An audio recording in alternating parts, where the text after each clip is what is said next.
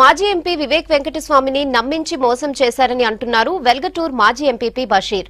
బాల్క సుమన్ నోరు అదుపులో పెట్టుకుని మాట్లాడాలన్నారు. సొంతంగా సర్పంచ్ గా గెలిచే సత్తా కూడా ఆయనకు లేదన్నారు బషీర్. తెలంగాణ సాధనలో ప్రధాన పాత్ర పోషించిన వివేక్ వెంకటస్వామిని నమ్మించి మోసం చేశారని మండిపడ్డారు. కొప్పుల ఈశ్వర్ను రాజకీయంగా ప్రోత్సహించిందే స్వర్గీయ వెంకటస్వామి అన్నారు బషీర్. 5 సంవత్సరాల క్రితమే బాల్క సుమన్ కు చెన్నూరు టికెట్ ఇచ్చి పెద్దపల్లి వివేక్ గారిది అని చెప్పి కేసీఆర్ గారు కేటీఆర్ గారు మాట ఇవ్వడం జరిగింది. నా మాట ఇచ్చి నమ్మించి వంచి మోసం చేసినటువంటి ఘనత ఈ యొక్క డిక్టేటర్ నియంత పాలన. ఈ నియంత పాలన లోపల ఈ ఎస్సీలు కానీ బీసీలు కానీ మైనార్టీలు కానీ ఎవరు కూడా ముందుకు పోలేరు. మైకున్నది కదా అని చెప్పి ఇష్టం వచ్చినట్టు మాట్లాడడం సరికాదు బాల్క సుమన్ గారు. మరి ఈ రోజున నువ్వు ఎంపీ అయిన తర్వాత ఈ ధర్మపురి కాన్స్టిట్యున్సీ లోపల నువ్వు ఎన్నిసార్లు పర్యటించినావు? నీ యొక్క అభివృద్ధి కార్యక్రమాలు ఎక్కడెక్కడ ఉన్నాయి? నువ్వు శ్వేతపత్రం డిమాండ్ ఇవ్వాలని చెప్పి నేను డిమాండ్ చేస్తున్నా. నువ్వు నీ చెన్నూరు లోపల కంపల్సరీ వివేక్ భాయ్ మీరు రావాలి, మీ క్యాడర్ కూడా పనిచేయాలని చెప్పి నువ్వు వచ్చి బదిలాడినప్పుడు మేము లేమా? నా దగ్గర ఫొటోస్ కూడా ఉన్నాయి, నా ఫోటోలు కూడా మీకు ఇస్తాం. ఒక మంచి నాయకుడిని విమర్శన చేయడం నీకు సరికాదని చెప్తున్నా. ఇలా మీ ఫాదరు కౌన్సిలర్గా ఎందుకు ఓడిపోయాడు? నువ్వు ఎందుకు గెలిపించుకోలేకపోయినావు? బాల్క సుమన్ గారు వాళ్ళ ఫాదరు కాంటాక్ట్ చేస్తే నువ్వు అందులోపల ఎందుకు ఓడిపోయాడు? మరి నువ్వు ఎందుకో గెలిపించుకోలేదు. ఆయనకు అన్యాయం జరిగితే ఇలా అన్యాయాన్ని ఎదిరించినందుకు, ఇలా బయటకు వచ్చి మాట్లాడినందుకు, ఇలా ఆయన లేనిపోయిన ఆరోపణలు చేస్తూ ఆయనను తొక్కివేయడానికి ఆయన ఇష్టం వచ్చినట్టు మాట్లాడుతున్నారు, ఇష్టం వచ్చినట్టు తిడుతున్నారు. ఎందుకు ఇష్టం వచ్చినట్టు తిట్టడం? ఏం చేసిండు తప్పు అయినే? ఇలా బాల్క సుమన్ గారు మీరు కొంచెం నోరు దగ్గర పెట్టుకొని మాట్లాడితే మంచిదని చెప్తున్నా. నువ్వు ఎందుకంటే ఫస్ట్ నువ్వు ఎంపిక చేసినావు, ఎంపిక చేసినటువంటి అభివృద్ధి కార్యక్రమం ఎవిని ఈ రోజున ఇంత మంచి ఉద్యమం లోపల ఇలా 9 మంది కాంగ్రెస్ ఎంపీలను ఒక తాటి మీద తీసుకొచ్చి ఉద్యమం లోపల ఢిల్లీ లోపల ఉండి ఇలా తెలంగాణ రావడం కొరకు అనేకమైనటువంటి కృషి చేసినటువంటి వివేక్ గారిని ఈ రకంగా వంచి మోసం చేసినారు.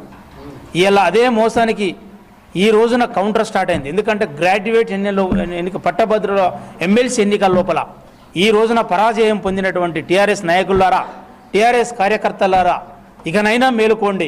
ఇలా మా నాయకునికి జరిగింది, రేపు మీకు జరగవచ్చు, మీలాంటి మీరు నమ్ముకున్నటువంటి నాయకులు కూడా జరగవచ్చు. దయచేసి మీరు గుర్తుపెట్టుకోవాలి. ఈశ్వరన్న నేను చెప్తున్నా ఒకటే, మీకు మనసుకు తెలుసు, మీ మనసాక్షి తెలుసు. ఈ రోజున మీరు ఇలా ఎంపీ, ఇలా మంత్రి అయినరు, ఇలా 6 సార్లు మీరు ఎమ్మెల్యేగా పోటీ చేసిన మీరు సందర్భాలు. ఇలా ధర్మపురి ప్రజలు ఎంత మంచోళ్ళు అంటే చాలా మంచోళ్ళు. నువ్వు సౌమ్యుని అని నమ్మిర్రు, నీకు ఓటేసారు. ఆ మంచితనాన్ని కాపాడుకోమని చెప్పి నేను మాట్లాడుతున్నా. అదే ఎక్కడి నుంచో వచ్చిన బాల్క సుమన్ ఇష్టం వచ్చినట్టు మాట్లాడి రెచ్చగొడతారు.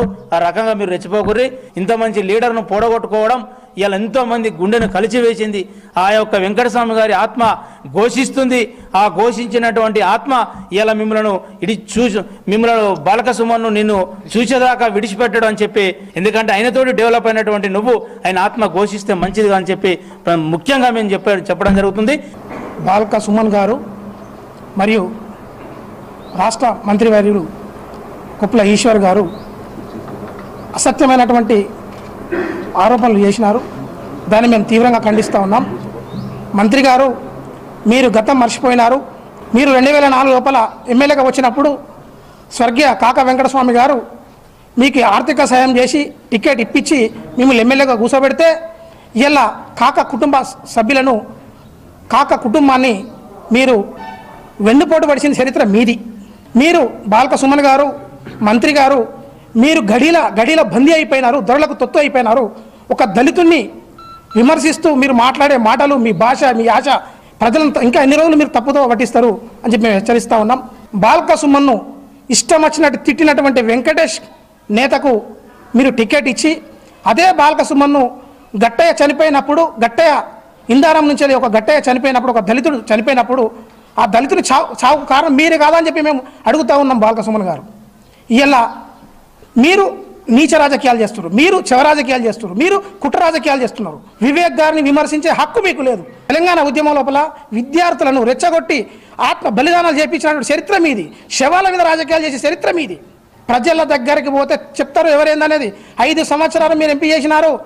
మీరు పార్లమెంటు పరిధి లోపల ఎన్నిసార్లు తిరిగినారు? అదే పెద్దలు మాజీ ఎంపీ వివేక్ గారు వారం లోపల ఒక్క వారంలో 2 రోజులు కంపల్సరీ ఆదివారము శనివారము నియోజకవర్గంలో పెద్దపల్లి పార్లమెంట్లో ఏదో ఒక మండలానికి వస్తూ పోతూ వారు విశాఖ చారిటబుల్ ట్రస్ట్ ద్వారా గ్రామాలలో పదవి ఉన్నా లేకపోయినా పదవులు స్వాస్థ్యం కాదు అని చెప్పి గ్రామాలలో తాగునీటి సమస్య కొరకు బోర్వెల్స్, విద్యార్థులు నా దళిత సోదరులు గవర్నమెంట్ స్కూళ్ళల్లో కింద కూర్చుంటున్నారని వాళ్ళు పెద్ద మనసుతోని బెంచీలు ఇచ్చి వారు దళిత విద్యార్థులను బెంచీల పైన కూర్చుండబెట్టిన చరిత్ర వాళ్ళది. మీకు ఒక డమ్మీ ఎంపీ కావాలి మీకు. ఎందుకు అంటే మీది నడవది. ఎంపీగా వివేక్ గారు వచ్చినట్లయితే వివేక్ గారు ప్రజలతోని సంబంధాలు పెట్టుకుంటాడు, డైరెక్ట్ ప్రజల లోపలికి వెళ్ళిపోతాడు, ప్రజా సమస్యల మీద పరిష్కారానికి పనిచేస్తాడు. ఒక SMS ద్వారానే వివేక్ గారు సమస్యలు పరిష్కరిస్తారు కనుక వారు వస్తే మీ పాచికలు చెల్లవు అనే ఉద్దేశంతో దురుద్దేశంతో మీరు కేటీఆర్ గారికి మీరు ముఖ్యమంత్రి గారికి తప్పుడు సంకేతాలు ఇచ్చి మీరు ఒక దళితుడిపై ఉండి ఒక్క దళితుని విమర్శించడానికి మీకు నోరు ఎట్లొచ్చిందో, మీ నోర తాటిమట్ట లేకపోతే మీరు ఏ కోపకు చెందుతారో అది మీ విఘ్నత వదిలేస్తూ ఉన్నాం. కొప్పుల ఈశ్వర్ గారు పదవులు స్వాస్థ్యం కాదు, బాల్క సుమన్ గారు పదవులు స్వాస్థ్యం కాదు, ప్రజా సమస్యల మీద పోరాటం చేస్తాడు. మా నాయకుడు ఖచ్చితంగా ప్రజలు మెచ్చిన మనిషి. వారికి టికెట్ ఇవ్వనందుకు ఇవాళ 3 ఎమ్మెల్సీలు ఓడిపోయినాయి. పట్టభద్రుడు అయితే వివేక్ గారికి టికెట్ ఇవ్వలేదు. వివేక్ గారికి టికెట్ ఇవ్వనందుకు మేము స్వచ్ఛందంగా మేము ఓట్లేస్తామని చెప్పి పట్టభద్రులు ఇలా కాంగ్రెస్ పార్టీ బలపరిచిన అభ్యర్థి జీవన్ రెడ్డి పెద్దల జీవన్ రెడ్డి గారిని గెలిపించినటువంటి విషయం మీరు గుర్తెరగాలని చెప్పి కూడా మేము మనవి చేస్తా ఉన్నాం.